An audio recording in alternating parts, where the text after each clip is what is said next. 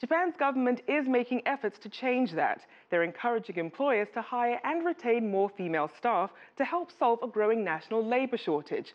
Economists argue that more women in the workforce will boost growth and improve global competitiveness.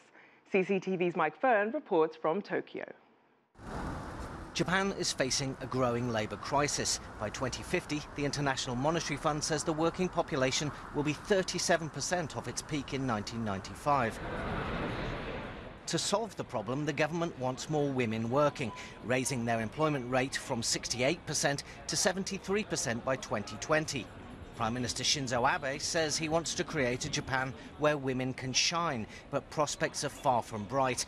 Women earn an average 27% less than men, an imbalance critics say the law doesn't address.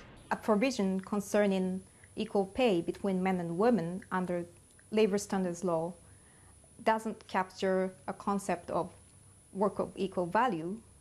Therefore, it is difficult to compare, to address the issue where men and women work in different types of work, even though the value of work itself is the same. Faced with lower pay and fewer opportunities, as many as 70% of working women leave after their first child. The government says better daycare and flexi-time may persuade them to return. Work-life balance should be promoted by increasing flexibility of working, as Abe-san said, rather than over-generous family support, which may disadvantage women in career development.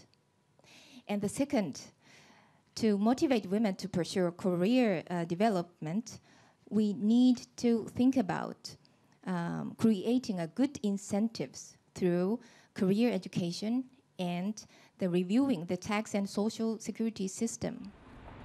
Goldman Sachs says closing the gender gap could add as much as 15% to the economy and 8.2 million people to the workforce. But in spite of the apparent benefits, Emi Omura says corporate Japan is unwilling to change.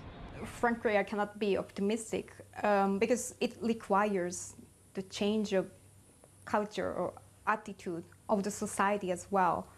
And I think employment management, current employment management, is based on gender stereotype. The government's trying to improve the boardroom balance, pushing companies to raise the number of women managers to 30% by 2020. At 6% right now, it's the lowest rate in the industrialized world. Mike Firn, CCTV, Tokyo.